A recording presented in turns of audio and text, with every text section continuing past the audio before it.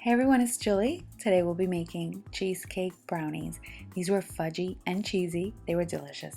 And they're pretty good looking too. I think you guys are really going to enjoy these, so let's get started.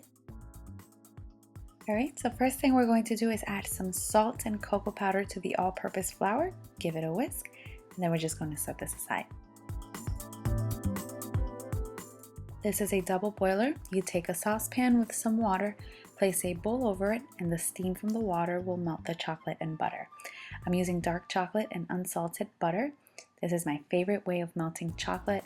Make sure the water does not touch your bowl or else the chocolate can burn. Butter and chocolate will take a little while, just have a little patience. Also, you want the chocolate to be runny. You don't want it to be thick and lumpy. This is perfect. Once it looks like that, you want to add your sugar. I'm using white sugar and brown sugar. After you mix in the sugar completely, you want to remove it from the saucepan. This is what it's going to look like. We're going to add in our eggs one by one. If you add them all at once, it will take forever to mix. One by one is always better. And notice how my kitchen rag is clean right now? That will change. This egg was getting on my nerves, but in the end I got them. By the way, I've had this brownie base recipe for over 4 years now. This is the only brownie recipe I use. I've made brownie bites, cookie dough brownies, chocolate fudge brownies, and now cheesecake brownies. And they are all with this same recipe. Don't feel ripped off. It's just that I can't find a better recipe than this one. I don't want to say these are the best brownies ever, but they are. Please give these a try. Okay, when you're done mixing in all of those eggs, you want to fold in your flour, or if you don't have the patience, just use a whisk. It will take you longer with a spatula. Add in your flour little by little so it's easier to mix, and be sure not to overmix. Also, I've made these brownies about 600 times, and this last time that I made them, after placing them in the oven, I started panicking because I thought I forgot the baking powder and baking soda. Then I realized brownies don't call for neither. I am an airhead. Just thought I'd share that little story with you guys. My pan was not dirty, it was just scratched a bit. Please make sure you use parchment paper. I didn't have any. If you don't use parchment paper, most likely you'll have to eat the brownies straight from the pan. Perfect if you don't like to share, but use parchment paper.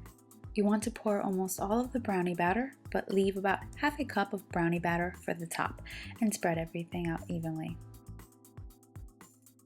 Now we're going to get started on our cheesecake batter. Super simple. You want to take some really softened cream cheese. I placed mine in the microwave because I'm lazy and didn't want to take out my KitchenAid mixer. Added some sour cream, vanilla extract, sugar, and an egg. That's it. Mix everything.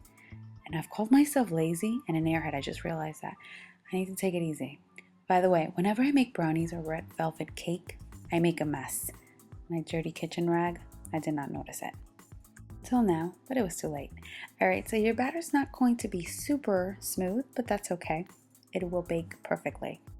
Place all of the cheesecake batter over the brownie batter. This reminds me of choco flan.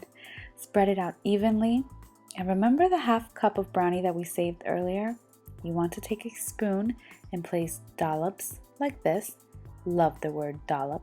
Especially when I read cupcake menus at bakeries. Yes, I read cupcake menus when it says moist red velvet with a hint of cocoa and a dollop of our famous homemade cream cheese frosting. Dollop just takes it to another level. I need help. I took a skewer and just did this, give it a marble look. Then we're going to bake these for about 45 to 50 minutes. My uncle seen this and seriously asked me if this was a failed recipe. Guess he doesn't know what marble looks like. I think they look great. You don't want to refrigerate these. Eat these at room temperature. I cut these very uneven. Don't know why I even bothered to show that on camera, but just so you can get an idea of how many brownies this serves. These were incredible. I really hope you guys give these a try. They were super fudgy, cheesy, delicious. I hope you guys enjoyed this video, and thank you so much for watching.